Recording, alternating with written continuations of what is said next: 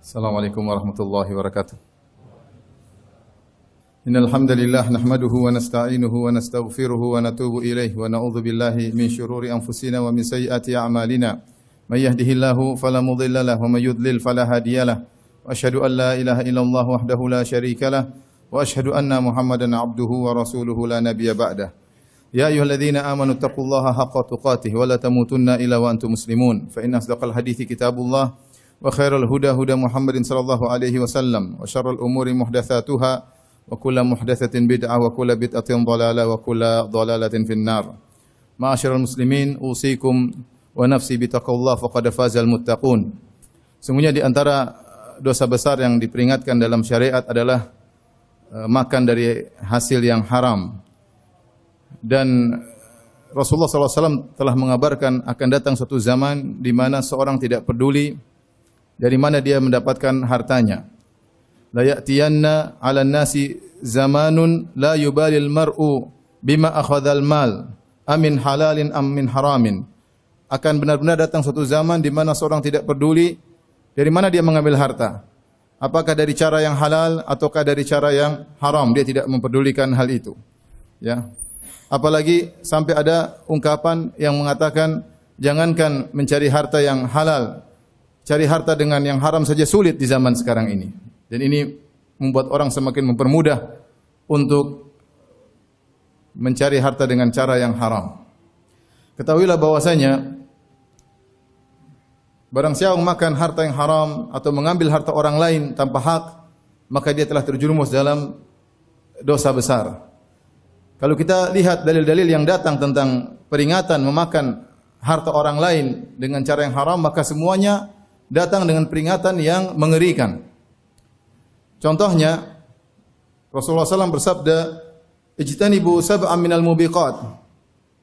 Hindarilah kalian dari 7 dosa yang membinasakan. Ini 7 dosa besar yang spesial yang membinasakan, yang sangat berbahaya.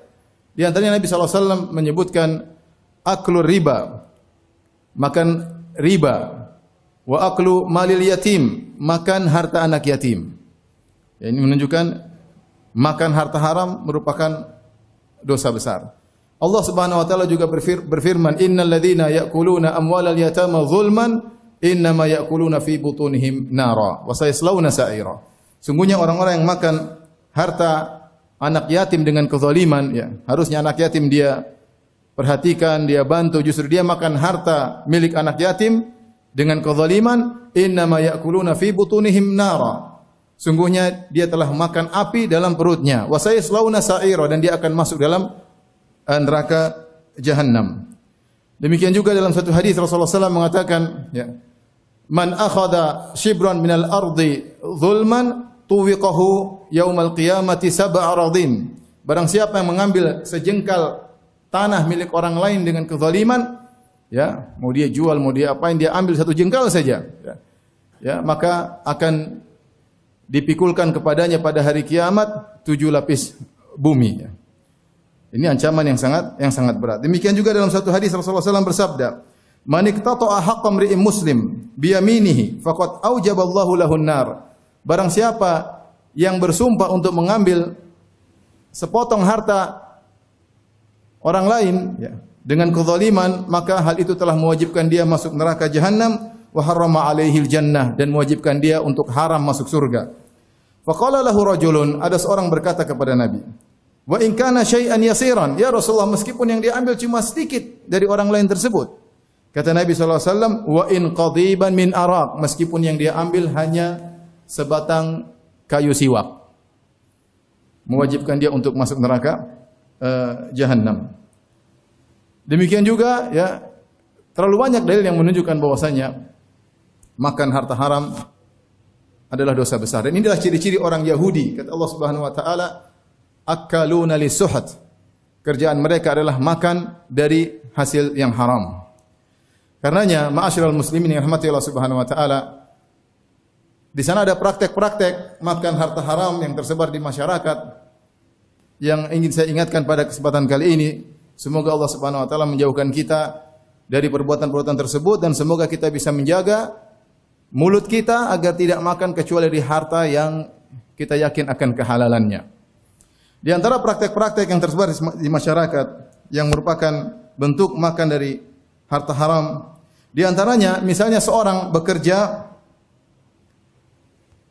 di suatu perusahaan atau di suatu instansi atau menjadi pegawai negeri, ya.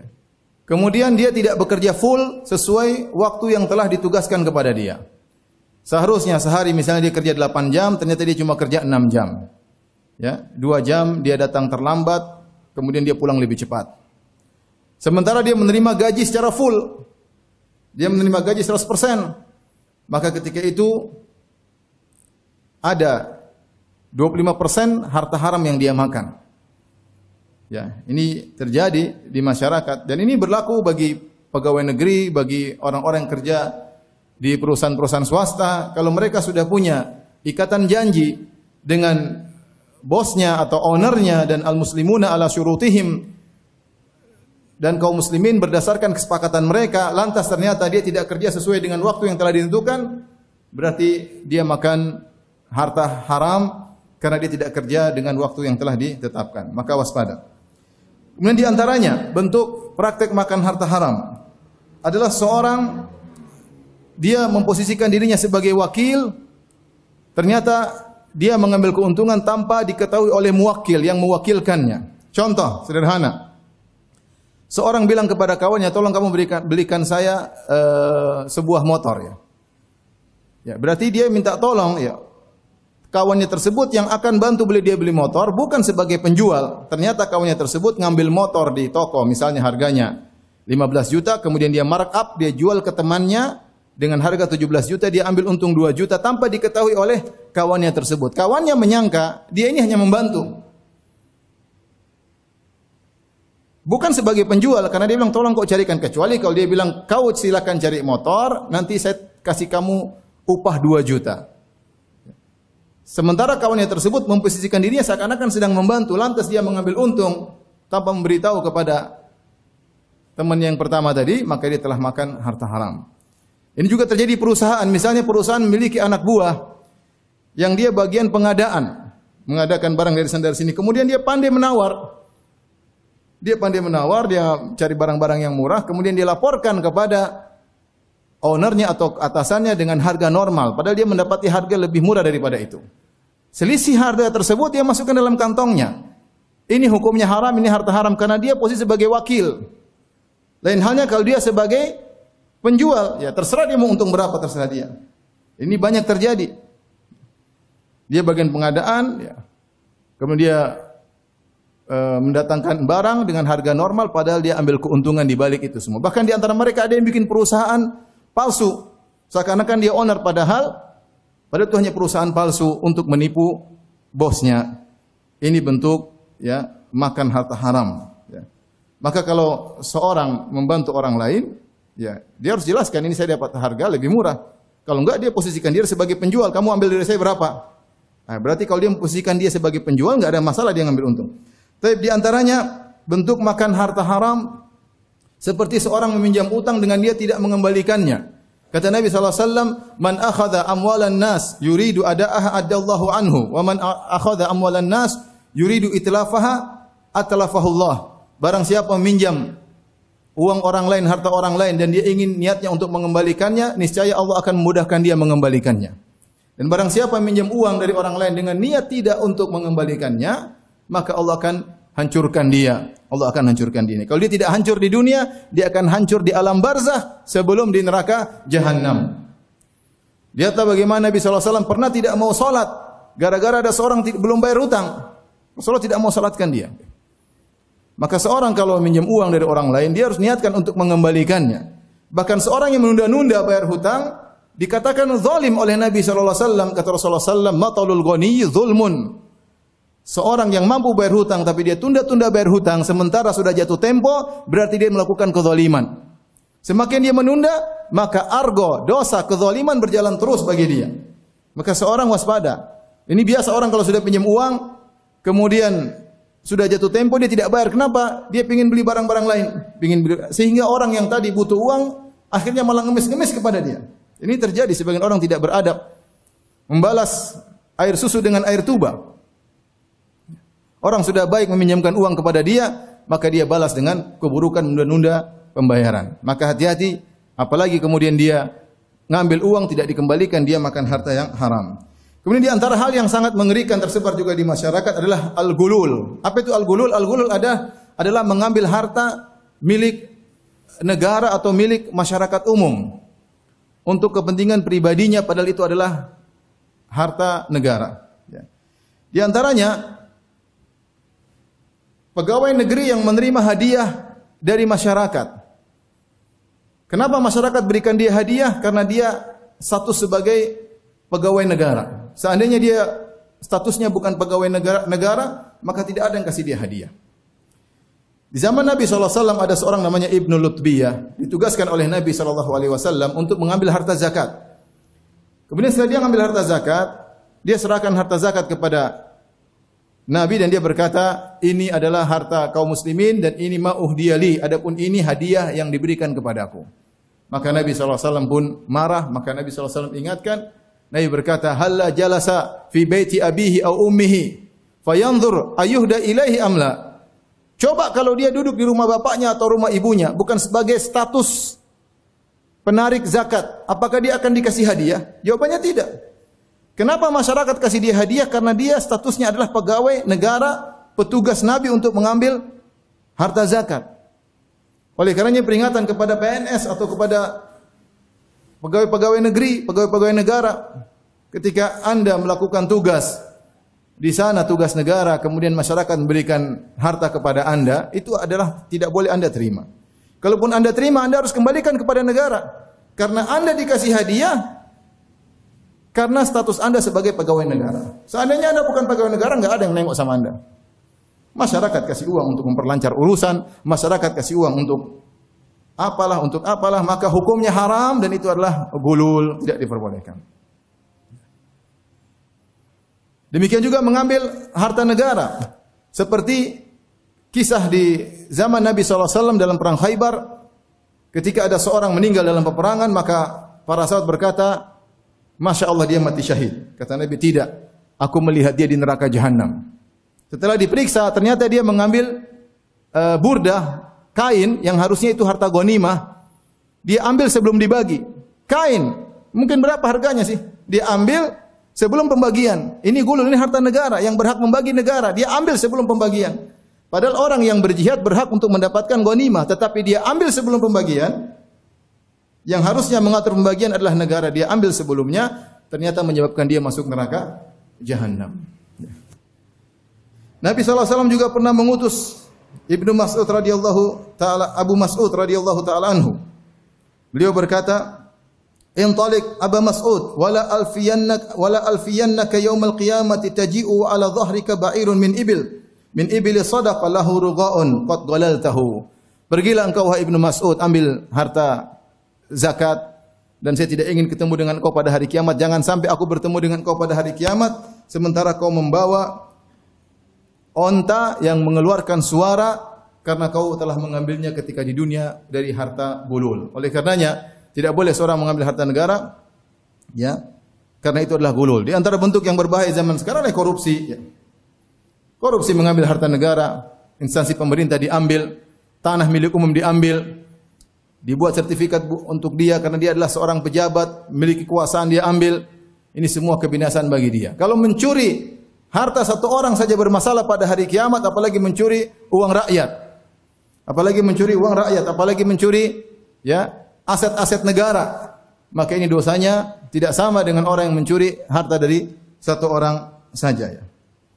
Kemudian di antara bentuk makan harta haram adalah menerima subsidi yang dia tidak berhak untuk menerimanya. Hati-hati. Kalau ada subsidi dari pemerintah, sementara kita tidak ikut, tidak masuk dalam kriteria yang berhak menerima, kita ambil, maka kita telah memakan harta haram. Di antaranya juga yang tersebar para wanita yang mengambil harta suaminya tanpa izin. Benar jika seorang suami tidak memberi nafkah cukup buat istrinya, istrinya boleh ambil meskipun suaminya tidak tahu. Dan dia ambil bil ma'ruf secukupnya yang memenuhi kebutuhan primernya dan kebutuhan primer anak-anaknya untuk sekolah dan yang lainnya. Tetapi jika suami telah memenuhi kebutuhannya, keperluannya, terus dia mengambil harta suaminya, dia gunakan tanpa pengetahuan suaminya, maka dia telah makan dari harta yang haram.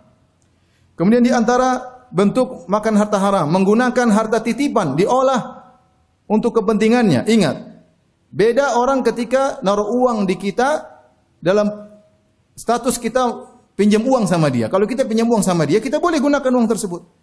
Pokoknya nanti waktu pelunasan kita lunasi. Lain halnya ketika orang nitipkan uang pada kita. Wadiah, tidak boleh kita otak-atik kecuali dengan izin dia. Kalau dia izinkan berarti statusnya berubah jadi hutang. Kalau dia tidak izinkan kemudian kita olah, kita gunakan untuk ini, gunakan untuk anu, ini hukumnya haram, tidak boleh. Kita menggunakan uang orang tanpa izin.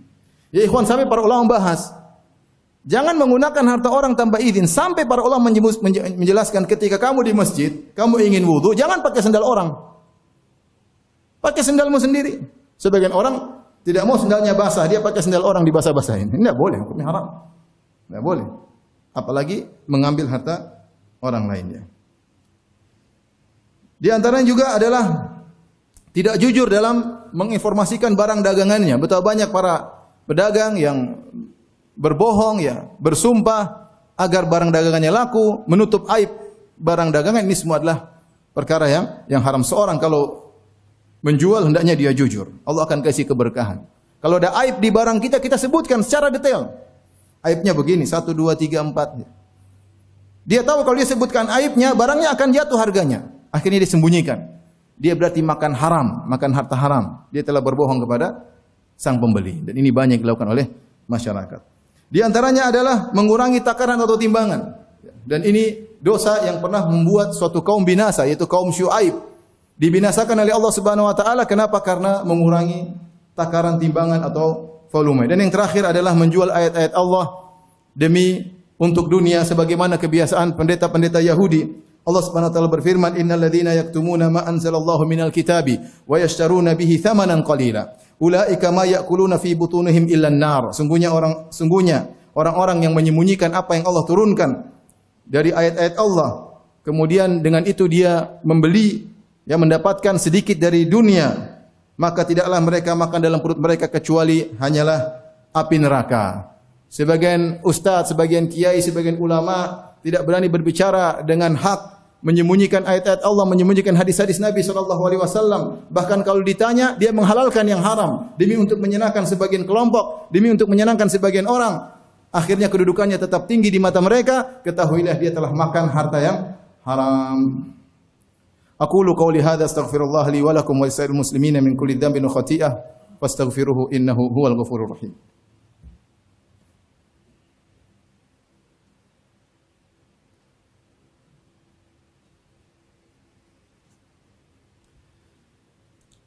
Alhamdulillahi ala ihsani wa syukru lahu ala taufiqihi wa amtinani. Asyhadu an la ilaha illallah wahdahu la syarika lahu ta'ziman li sya'ni wa asyhadu anna Muhammadan abduhu wa rasuluhu da'i ila ridwani.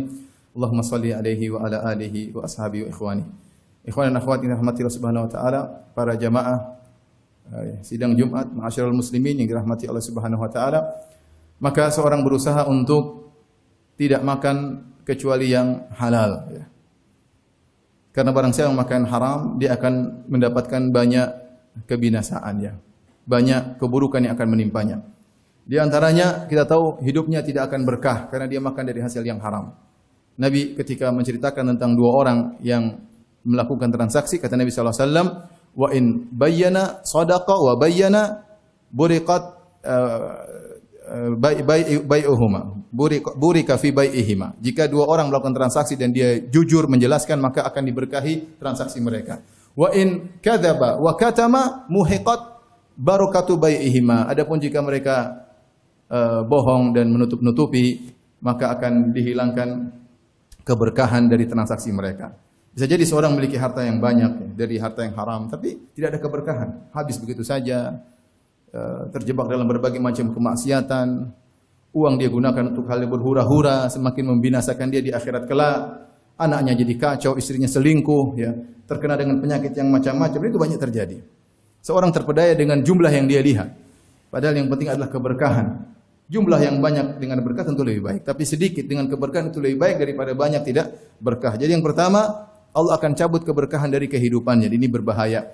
Yang kedua, jika dia makan dari harta yang haram, doanya tidak dikabulkan. Hadis yang masyhur tentang seorang yutilu safar ash'atha akbar yamuddu yadayhi ila sama fa yaqul rabbi ya rabbi ya rabbi Ya, ada seorang sudah lama bersafar, kemudian rambutnya semerawut, kemudian dia mengangkat kedua tangannya berdoa kepada Allah, ya Rabbku, kata Allah Subhanahu wa taala, kata Nabi sallallahu alaihi wasallam, wa mat'amuhu haram, makannya haram, wa mashrabuhu haram, minum dari hasil yang haram, wa malbasu haram, pakaiannya dari haram, kendaraannya dari haram, mobilnya dari hasil haram, wa ghudhiya bil haram, kenyang dari harta yang haram, fa anna yustajabu lahu, bagaimana bisa dikabulkan? Makanya orang kalau makan harta haram sulit doanya dikabulkan. Kemudian di antaranya ibadahnya tidak diterima. Ibadahnya tidak diterima. Di antaranya dari yang sama hadis tadi, dia berdoa dan doa adalah ibadah dan ternyata doanya tidak diterima. Oleh karenanya para ulama mengatakan barang siapa yang berhaji dengan harta haram, hajinya tidak diterima. Datang dalam sebagian riwayat yang lemah ya, ketika ada seorang berhaji dengan harta yang haram, dia berkata, labbaik Allahumma labbaik, ya Allah aku memenuhi panggilanmu ya Allah. Maka dikatakan kepadanya, la labbaika laka wala sa'daik, tidak ada labbaik untukmu. Ya. Kenapa?